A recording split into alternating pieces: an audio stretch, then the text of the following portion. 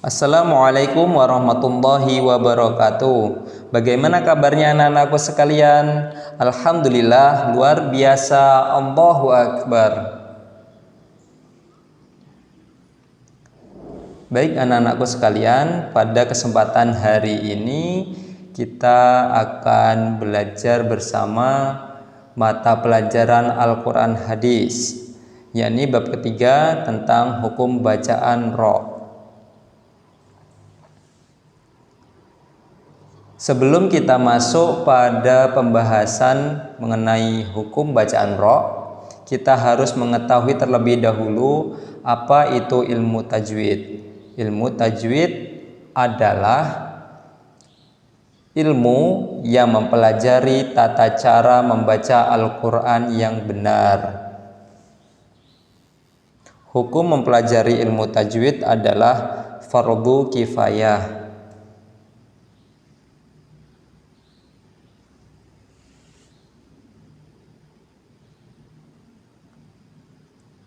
Kita masuk pada inti pembahasan hukum bacaan ra.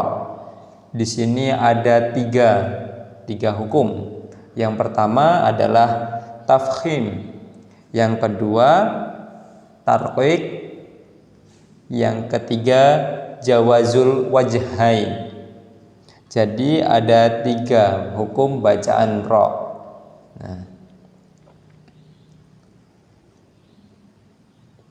Yang pertama di sini kita akan membahas tafkhim. Apa itu tafkhim? Tafkhim adalah hukum membaca huruf ra dengan dibaca tebal. Jadi membacanya bibir itu agak maju atau monyong. Nah itu sedikit. Yang pertama, ra apabila berharokat fathah atau fathah tanwin. Contoh tabaraka. Kenapa di sini ra dibaca tafkhim? Karena di sini ada ra yang berharokat fathah. Contoh yang kedua khabiron. Khabiron. Kenapa ra di sini dibaca tafkhim? Karena di sini ada ra yang berharokat fathah tanwin atau yang biasa kita sebut fathah tain. Yang kedua, ra apabila berharokat dhammah atau dhammah tanwin. Contoh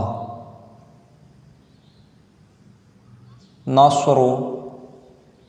Kenapa ru di sini dibaca tafkhim? Karena ada ra yang berharokat dhammah. Contoh yang kedua kabirun. Kabirun. Kenapa run di sini dibaca tafkhim? Karena ada ra yang berharokat dhammah tanwin atau dhammah tain.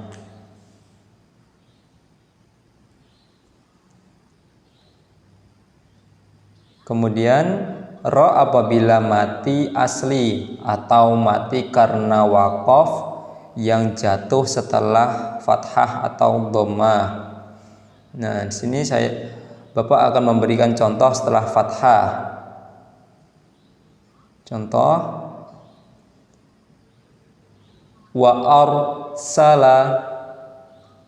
Ar di sini dibaca tafkhim karena ada ra yang mati asli atau berharokat sukun kemudian jatuh setelah harokat fathah. Nah, ini contoh dari harokat yang ra mati asli. Kemudian yang kedua wanhar. Kenapa di sini ra dibaca tebal atau tafkhim? Karena di sini ada ra yang mati karena waqaf kemudian jatuh setelah harokat fathah. Nah, jadi ini contoh ra yang mati karena waqaf. Kemudian ra apabila mati karena waqaf didahului dengan mat fathah atau mat dhammah. Contohnya ma'al abror. Kenapa di sini ra dibaca tafkhim? Karena di sini ada ra yang mati karena diwaqaf, kemudian didahului dengan mat fathah. Nah, ini cantik dari mat fathah. Mat fathah itu adalah apabila hamzah atau alif yang diikuti oleh harokat fathah. Nah, itu disebut mat fathah atau yang disebut dengan mat tabi'i. Kemudian contoh yang kedua, huwal ghafur. Nah, di sini ra ini dibaca tafhim karena ada mat dhammah bertemu dengan ra yang diwaqafkan.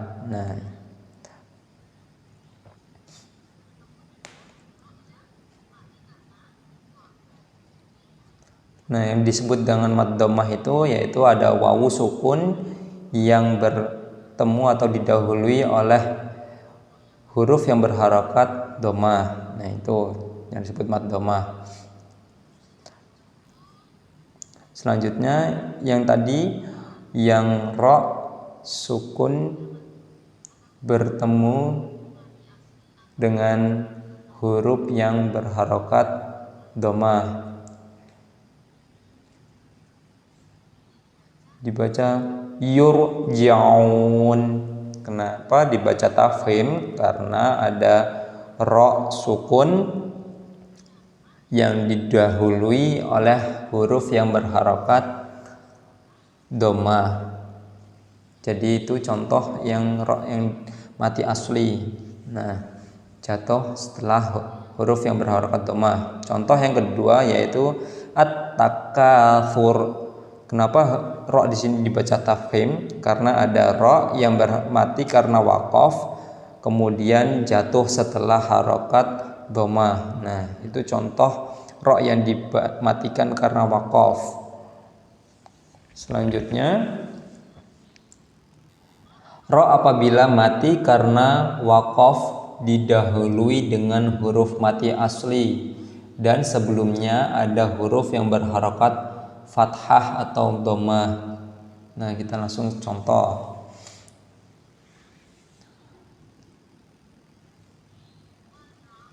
Wal asr. Nah, kenapa ra di sini dibaca tafkhim? Karena ada ra yang mati karena waqaf kemudian didahului dengan huruf mati asli. Nah, maksudnya di situ yang berharokat sukun. Nah, itu ya.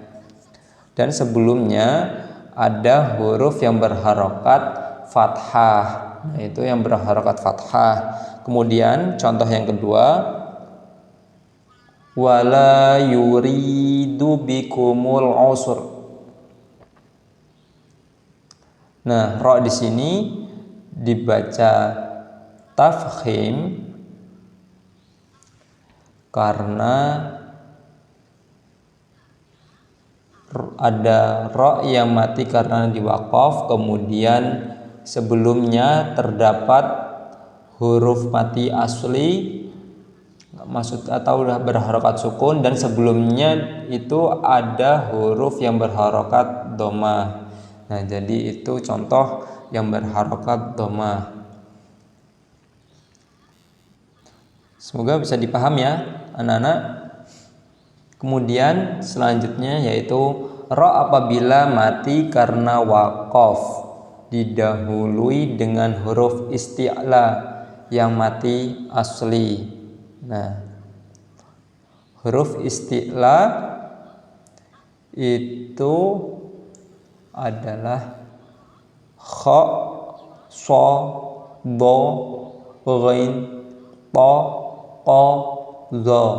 Nah, yang biasa kita simpan dengan khusadah ting til. yang sudah kita pelajari mungkin. Contohnya min Misr. Kenapa di sini ro dibaca tafkhim? Karena ada ro yang mati karena waqaf kemudian didahului dengan huruf isti'la. Nah,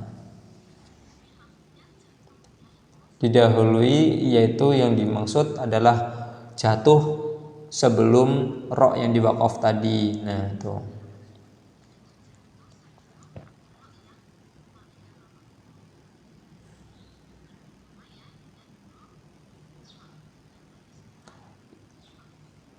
Jadi huruf isti'la shad yang digunakan. Kemudian ro yang mati asli menghadapi huruf isti'la hidup walaupun roh jatuh setelah kasrah. Huruf isti'la tadi ya, khuso, do, tingkil. Nah, contohnya firqatun.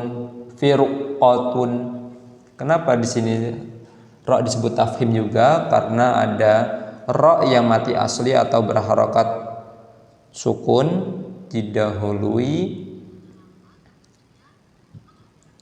dengan huruf isti'la.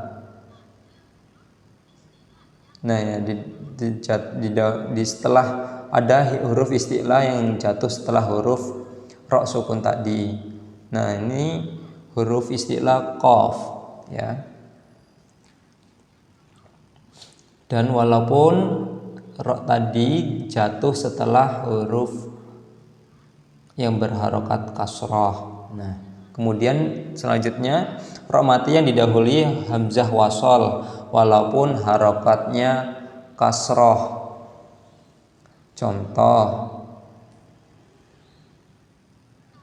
irji' ilaihim. Irji' ilaihim. Ir di sini dibaca tafkhim karena ada ro yang mati didahului dengan hamzah wasol yang berharokat kasrah. Nah, yang kedua yaitu rabbirhamhuma. Di sini ro dibaca tafkhim karena ada ro mati yang didahului dengan hamzah wasol. Walaupun harokatnya adalah kasroh. Oke anak-anak sekalian, mungkin kita cukupkan sampai di sini terlebih dahulu pembelajaran pada kali ini. Kita cukupkan sampai hukum bacaan ro tafkhim. Nah, semoga apa yang telah Bapak sampaikan bermanfaat bagi kita semua. Bapak akhiri. Assalamualaikum warahmatullahi wabarakatuh.